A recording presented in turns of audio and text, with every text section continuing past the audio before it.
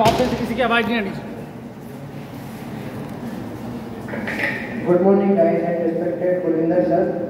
आज हम 5 लोगों ने हार्दिक जोइला, अंश जहांगीर, सिद्धार्थ सेन और एक हमारे हितेश चौधरी, हम 5 लोगों ने मिलकर एक छोटी सी प्रेजेंटेशन तैयार की है, जिसके अलग अलग पार्ट्स में हमने हमारा टॉपिक हाइपर लिखा, लेकिन अलग अलग पार्ट्स में पूरी वेबसाइट बना दी इस तरीके से।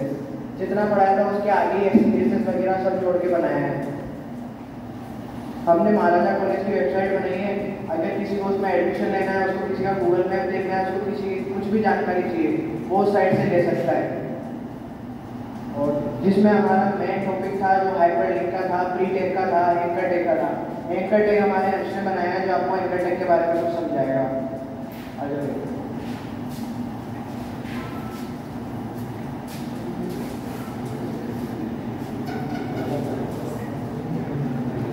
सर और रेस्पेक्टेड मनीजर एंगेजमेंट जर्नल माफ करना। बेसिकली मैं आपको एंकर टेक के बारे में बताऊंगा।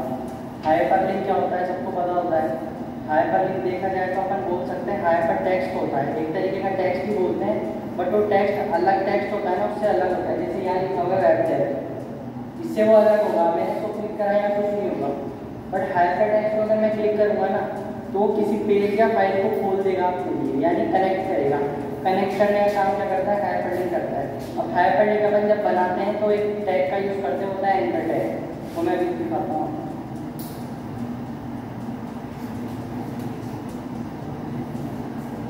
ये आपके सामने एंकर टैग हो गया। अब इसमें ऊपर बड़ा सा लिखा हुआ है use to add links to your page. Link add करने की, आपके पेज पे लिंक ऐड करने के लिए एंकर टैग का अपन यूज़ करते हैं। अब इसका एक सिंटैक्स होता है, बेसिकली जैसे प्रोग्रामिंग में हर चीज़ का एक सिंटैक्स होता है।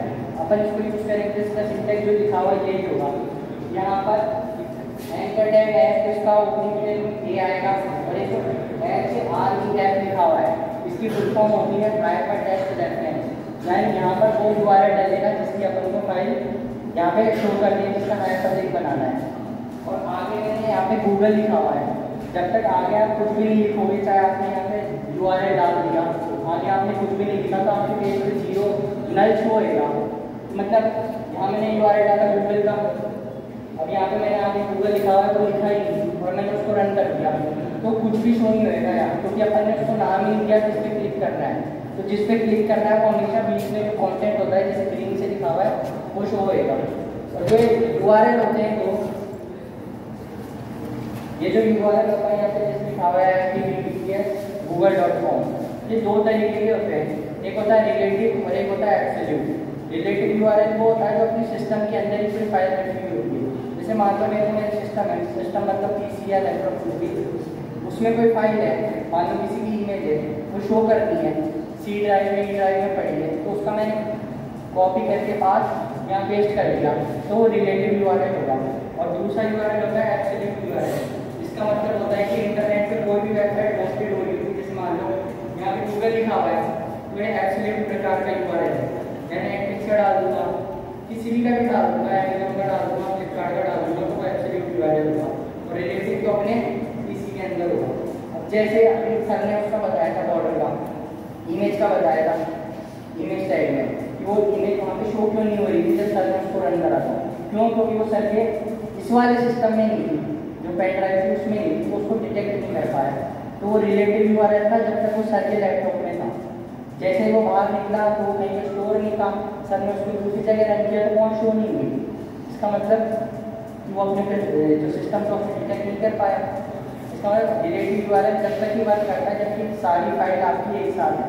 मेन फाइल के साथ में रिलेटिव जो फाइल होगी तो आप साथ में रखोगे तभी वो वर्क करेगा। बस मैं यही कहना चाहूँगा। इसका एग्जाम्पल होगा एंकर टैग का, जो हमारी वेबसाइट हमने बनाई है 5 लोगों ने मिलकर।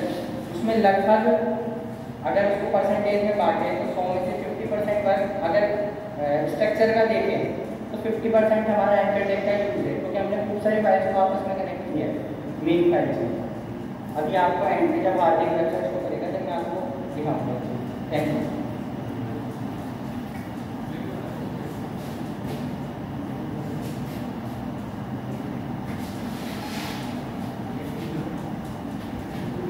इसका एग्जाम्पल लास्ट में हार्दिक भाई आपको दिखाएंगे वेबसाइट चलाकर कि कहाँ से कहाँ तक हमने एंकर टैग यूज़ किया है। अब सिद्धार्थ सेन को बुला रहा हूँ, जो अपने प्री टेक के बारे में आपको थोड़ा समझाएंगे, जिन्होंने पूरी वेबसाइट में प्री टेक का यूज़ किया है।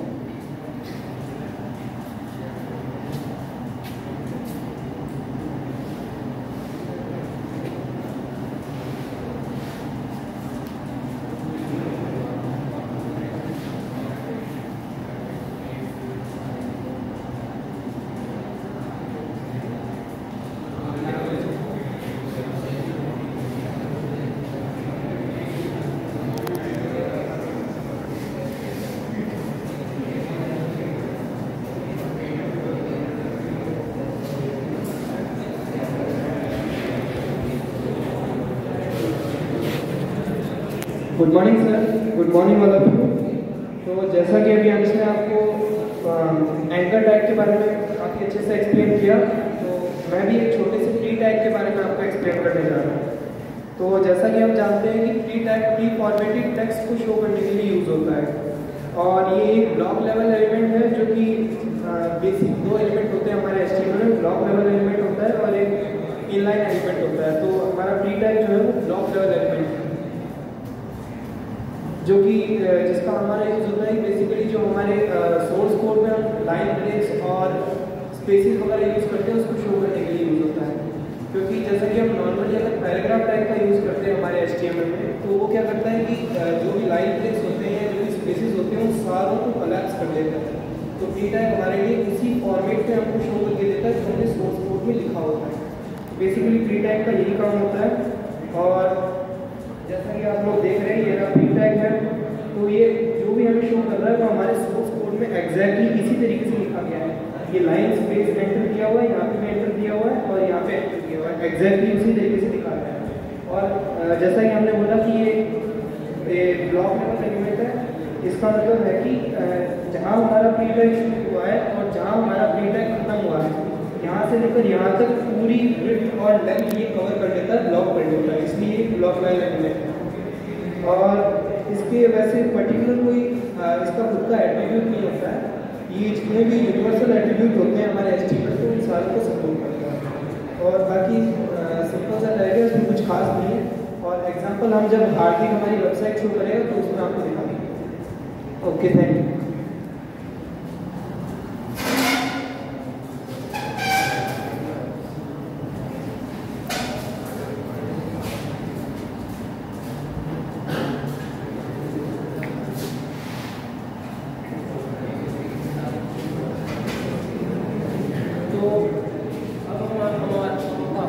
हमारी वेबसाइट दिखाना चाहेंगे जो हमने बनाई है।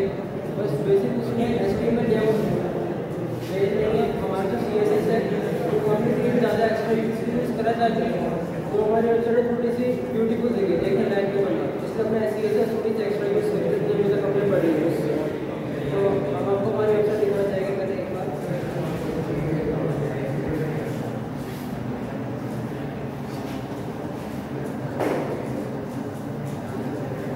ये हमारी वेबसाइट का होम पेज है।